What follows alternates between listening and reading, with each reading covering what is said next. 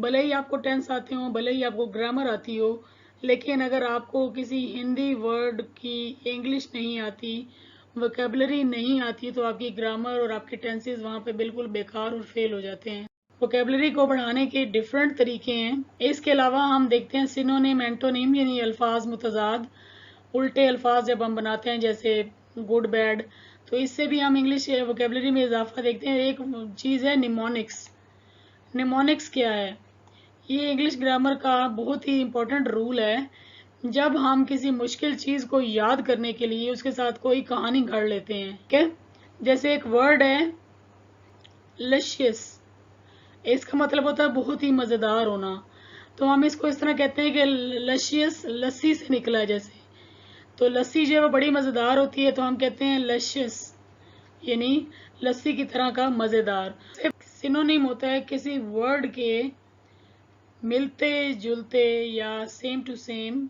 अगर आपने कहना हो मेहनती, यानी हार्ड वर्किंग, तो डिलीजेंट का मतलब भी है हार्ड वर्किंग, इंडस्ट्रीज का मतलब भी यही है मेहनती, असिडुअस का मतलब भी है मेहनती, कॉन्शियंचस मेहनती, प्रिजर्विंग मेहनती, संभाल संभाल की चीज़ें रखने वाला। तो ये सारे वर्ड्स जो हैं ये किस एक लफ्ज़ के बारे से, एक लफ्ज़ के मिलते जुलते हैं, तो ये हैं, इनको हम कहते हैं सिनोनिम्स। और प्लीज़ एक और चीज़, ये जो साइनोनियम्स कुछ लोग पढ़ते हैं, सिनोनिम्स, सिनोनिम्स, एंटोनिम्स। लेजी, कोई बहुत ही, यहाँ आपको पिक्चर में भी नजर आ रहा है, बड़ा ढीला सा सोफे पे बैठा आराम कर रहा है।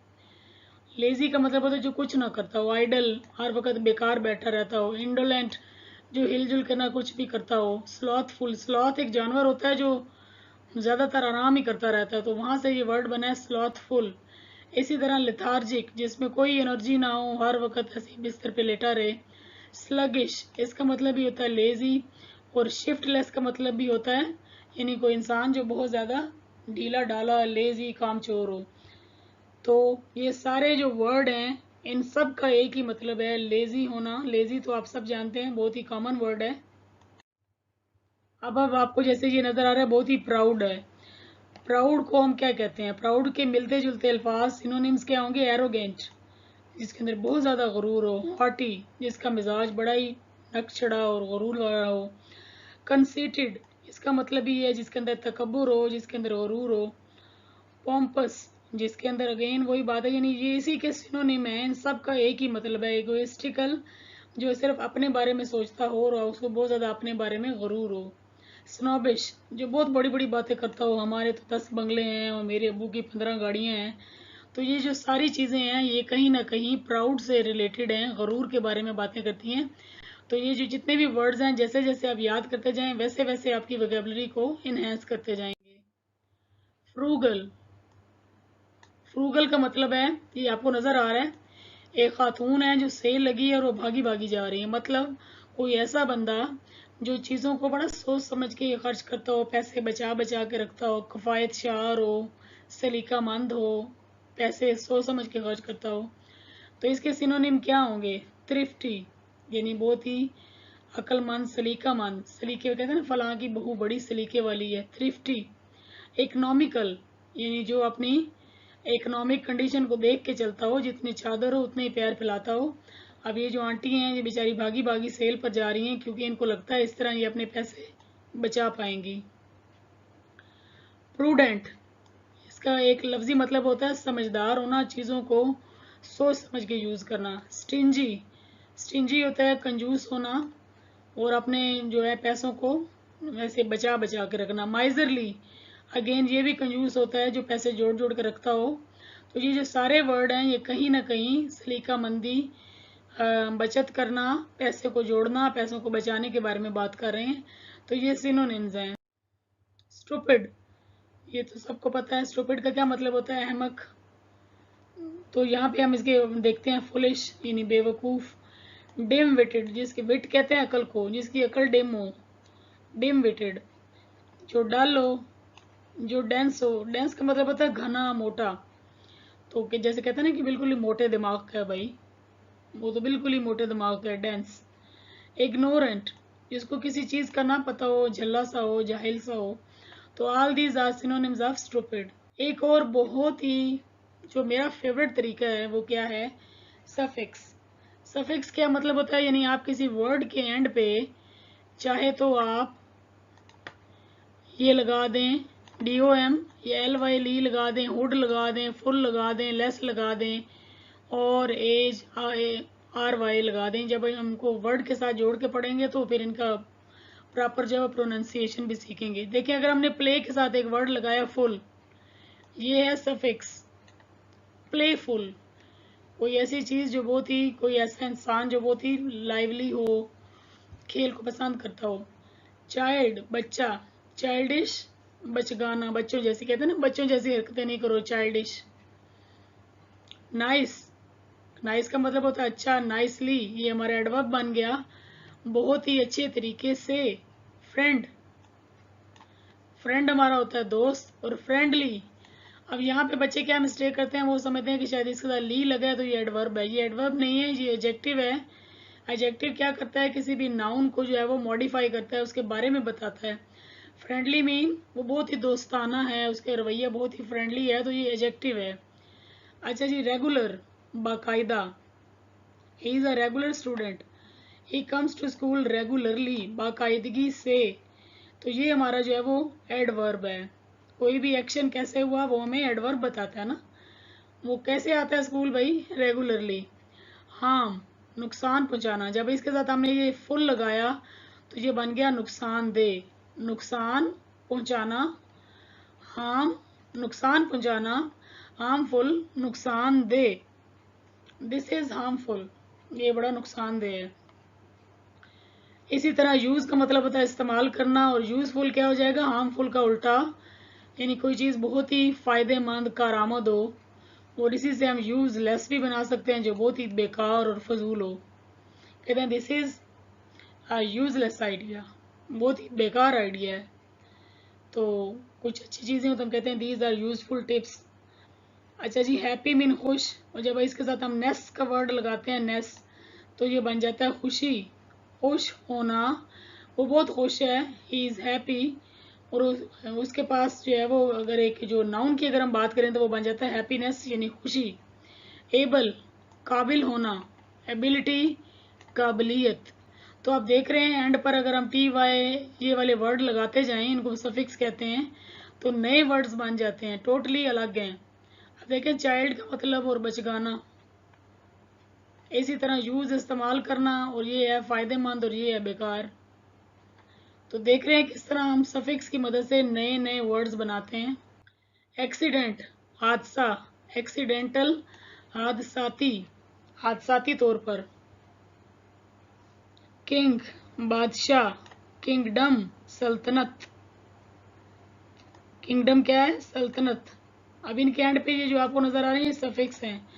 बॉय, लड़का, बॉयहुड यानी लड़कपन, यानी जो बच्चे की जवानी की उम्र होती है ना, लड़का बनने की उम्र होती है, लड़कपन। स्टेबल, किसी चीज़ का क़याम पजीर होना, किसी चीज़ का अपनी जगह पे कायम रहना या मजबूत होना। स्टेबिलिटी, किसी चीज़ की मजबूती, किसी चीज़ की सालमियत। इसी तरह नाइस, नाइसली हमने पहले भी पढ़ा।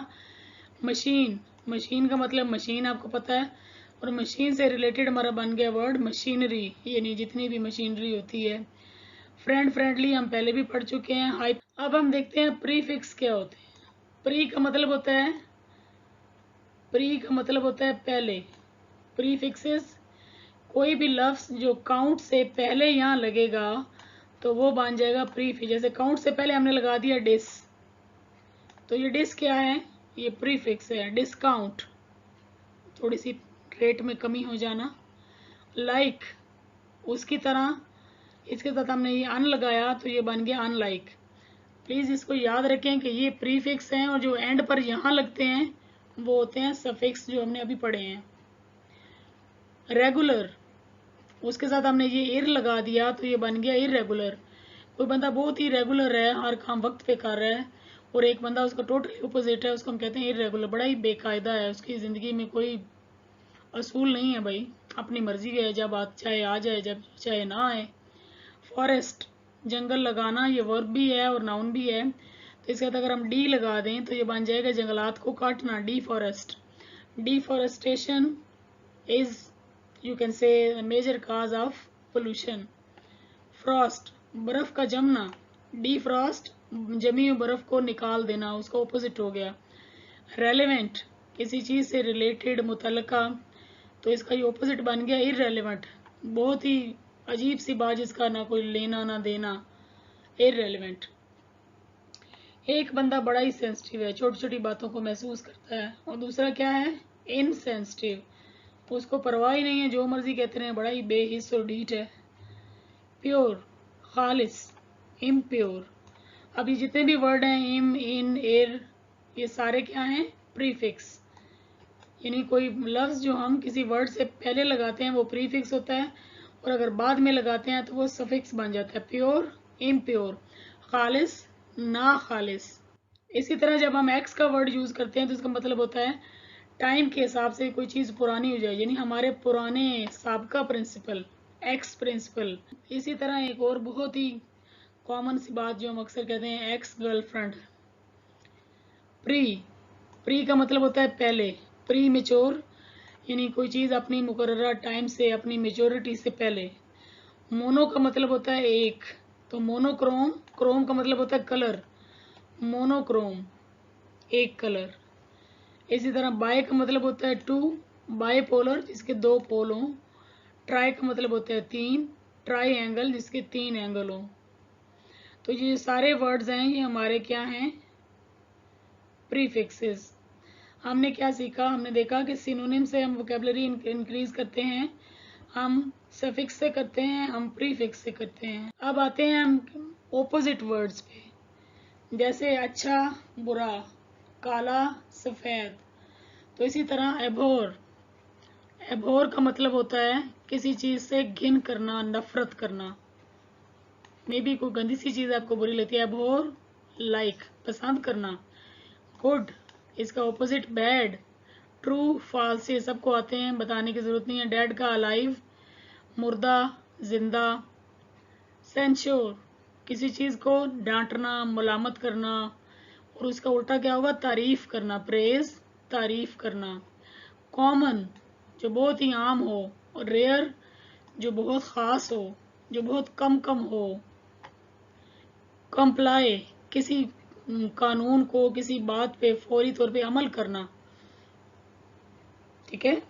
और इसका रिफ्यूज का मतलब होता है इनकार कर देना, यानी आप कहते हैं मैं इस बात को नहीं मानता, इसका मतलब है किसी बात पे अमल दरामद करना, इसका मतलब है इनकार कर देना। इसी तरह एब्रीवेट, एब्रीवेशन सुना हुआ है आपने, किसी चीज का एब्रीवेशन बना देना, छोटा कर देना, मुख्तसर कर देना। तो इसका ऑपोजिट होगा लेंथन, किसी चीज को लंबा कर देना। एक्सेलरेट, किसी चीज को, एक्सेलरेटर होता है ना जैसे गाड़ी में, एक्सेलरेट, किसी चीज को तेज कर देना।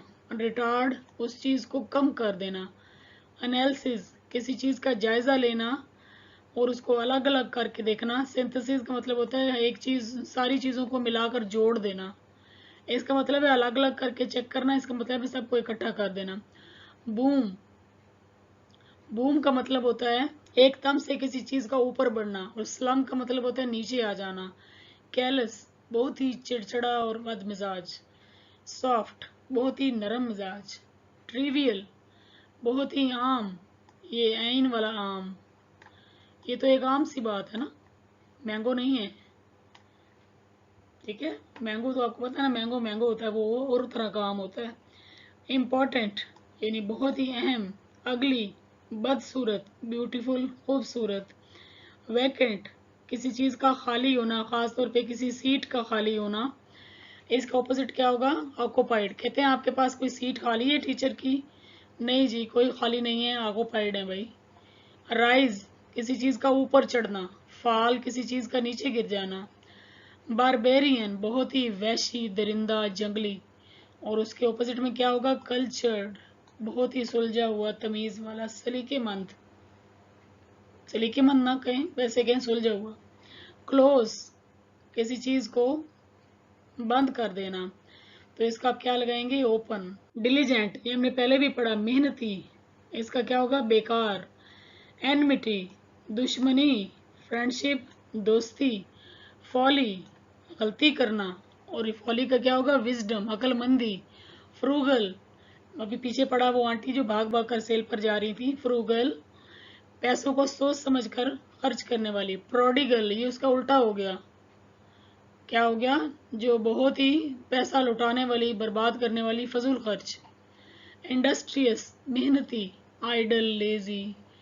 पनिश करना किसी इंसान को, रिवार्ड, उसको अजर देना, इनाम देना।